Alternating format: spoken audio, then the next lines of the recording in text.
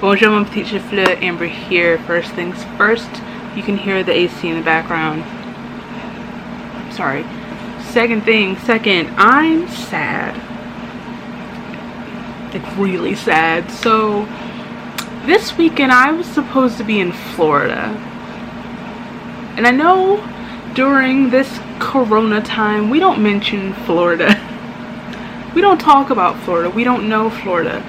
But I was supposed to be in Florida right now for Booknet Fest 2020, which was the event I was looking most forward to this year. I went to my first Booknet Fest last year for my birthday, actually. Came home from Hamilton, sat down, and immediately went to the airport and did the first day of Booknet Fest running on no sleep. That's the first thing I think I said to everyone that I met. But I love Booknet Fest so much. It was such an amazing time. I met so many great people that I consider friends today. And like I said, I was really looking forward to being back in that environment, being back with those people. Then Miss Rona, I don't want to call her Miss, Mr. Rona swooped in and just like ruined everything. All of my 2020 plans were canceled and I had a lot of good plans. No Nashville, no Canada, no Vegas, no Florida, no friends.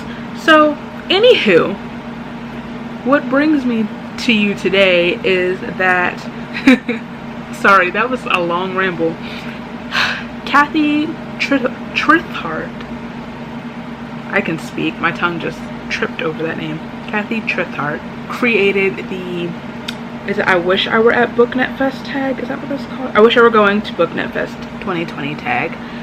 And I was tagged to do this video by Brody over at @2Brody. So I'm going to do the video for you.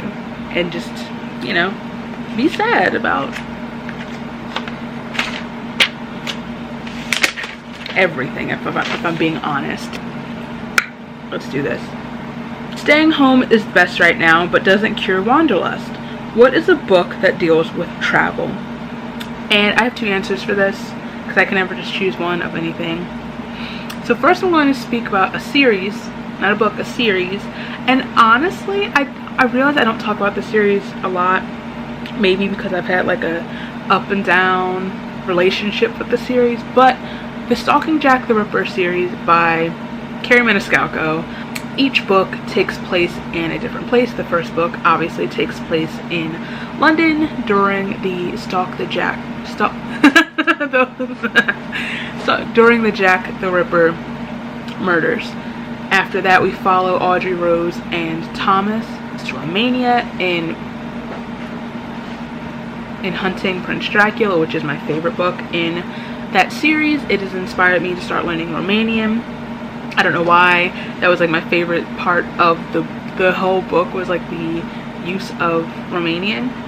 I don't know. I like languages. I love learning languages. I have a whole channel dedicated to travel and language learning. If you're interested, the link is always down below. Anyway, after that we join Audrey Rose and Thomas on the fake Titanic on their way to America, and then the final book takes place in the US of A, in between New York and Chicago. So there's a lot of travel in those stories, and bringing it up, I think I might want to reread the series again.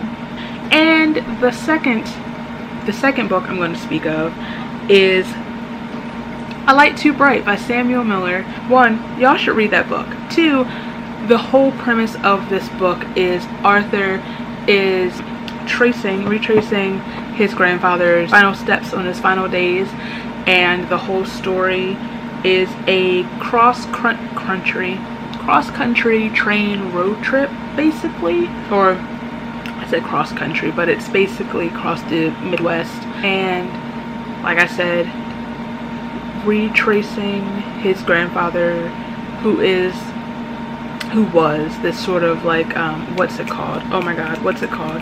Beat poet, author, sort of in the vein of Jack Kerouac. And Arthur's like uncovering family secrets, learning about who his grandfather actually was. He gets caught up in a lot of shenanigans along the way. So read the book. Thank me later. I just hurt myself. Okay. Next, internet friends are even more important now that we are physically isolated. Name a book with excellent friendships. And honestly, y'all are going to get tired of me speaking about this series. The Shadow of the Fox series. That's kind of like, I mean, we have the big plot of basically stopping the whole destruction of the world. But to me, one of the most important elements of the whole book is the friendship between the little squad that's formed along the way. Especially when we get to the final book. Their friendship is why that final book hurts me so much. I don't want to talk about it, I'm going to cry. I love the way their little group is formed and how as the story progresses the bonds strengthen and they learn how to, because like essentially when they each meet they're kind of enemies or in sort of like an antagonistic situation, and then they just become a little unit, and I love my babies. I could also absolutely say the Witchlands, but I'm going to try not to bring this series up in every video that I do. But there are some really strong friendships, very important friendships that, like Shadow of the Fox is like the root or like center of a lot of the storylines, specifically Safi and Isolde, but also Merrick and Cullen. Oh god, Blood Witch hurt me. Moving on. Also, another group, I don't talk about this book a lot for some reason. I don't know why.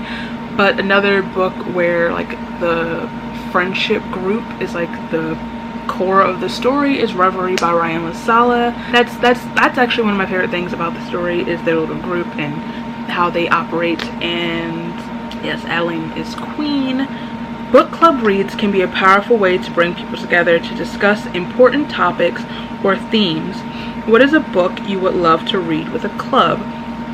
I haven't read either of these books yet, but one, Hood Feminism by Mickey Kendall. One, it's nonfiction, and I think that I would love to have a book club discussion about how black women have been excluded from the feminist movement, white feminism, intersectional feminism, all that. Just like the themes that are discussed in the book. I haven't read it yet. But also, in a similar vein, The Vanishing Half by Britt Bennett. I think that would stir up a discussion. We talk about race a lot in the book world and sort of like allyship, but I think the conversation we also need to be having is about colorism and the, I guess, nuance, is that the word I want to use? I don't know if, whatever, I'm going to use it, of that. And I think that's a conversation to be had, and I think that book definitely touches on that. I say definitely, but like I said, I haven't read the book yet. Bibliophilic vendors are a great support to the event, and now businesses need our support in return. Name a vendor you've purchased bookish items from or would like to hype up because what they make is fantastic. First and foremost, I'm gonna be really real with you. I'm gonna talk about myself. I have not purchased bookish items from DÉLIRE on Etsy, but I have burned many a candle from DÉLIRE on Etsy, and if I may say so myself, I make some really good candles. And I'm not saying that just to like buy my candles. I really do. Thank you, my mom agrees. I genuinely love the candles that I make. So if you're interested in buying my candles, the link is always down below. I'm running a sale from now until my birthday, which is September 5th. On September 5th, my birthday, I have 2 new candles launching that are inspired by 2 of my favorite franchises of all time.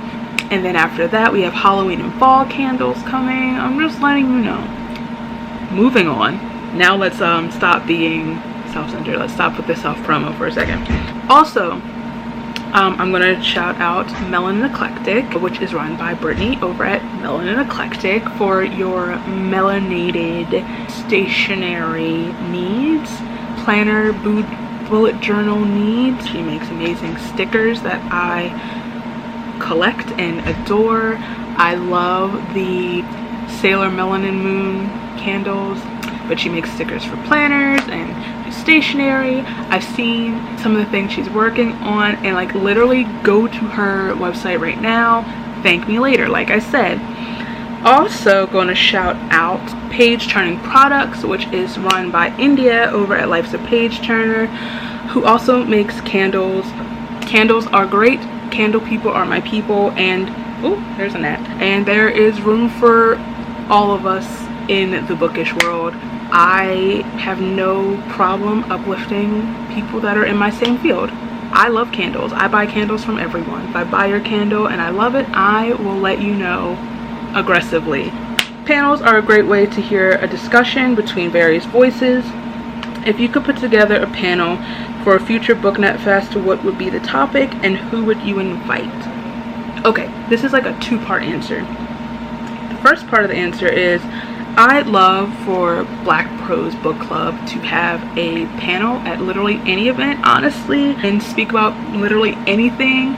I love listening to their live streams and podcasts, and the topics are always so relevant and when they speak about them. So I'm gonna shout my girls out. That's Brittany, once again, Melanin Eclectic, O'Shelley from Oshi Reads, and Troy Nicole. In fact, one of their most recent one was about the importance of like real friendships and like basically like friendship in the book community and real friendships versus just being acquaintances, and also friendships in books, and just like I don't know, I just love listening to them speak. But also I would love to one day have a discussion. We have the diversity panels and like the what's it like being a diverse creator, writer, whatever, reader in the book world. But I'd also love a Black people or minorities in general are not a monolith conversation or panel, because I feel like people still aren't understanding that we're not all the same. We think differently, we react to things differently, we experience things differently, process things differently, and then we're choosing people to represent the entirety of Black people or other minority across the whole bookternet. And then anyone who reacts differently is questioned, bullied, ostracized. Let's move on. Workshops are an excellent hands-on approach to learning new skills. Name a book that has taught you something you're interested in. Honestly, okay, I reread this book recently and didn't love it the way I used to, but The Hollow by Jessica Verde, which is, it's not a retelling, but it's kind of like it's inspired by Sleepy Hollow. Takes place in Sleepy Hollow, New York. It's kind of what set me on the path to candle making. The main character makes her own perfumes and scents, and when I read that book I got really into the concept of making my own fragrances and perfumes and mixing fragrances. And so I started off making my own perfumes, and then that has led to mixing fragrances for candles. So definitely that. I think one day I do plan to go back to making perfumes, and I want to do body butters and stuff also. I think I want to do a series on this channel where I reread that. No, not you, Siri. Not you. Reread the Hollow books. I never got past the second one. I think there are 3. Okay, and last but not least, meetups are an informal way to get to know people with the same interests. Name a booktuber you'd love to hang out with once we can do that type of thing again, hopefully in 2021. All of my Booknet buddies, like, come on. All of the people I met last year, I want to hang out with you again and get up to all types of shenanigans. I miss you all, and I'm sad. Did I mention that I'm sad? Yeah. I'm sad. Here's a cute montage of my friends and our shenanigans. But here I am being an actual YouTuber. Hello.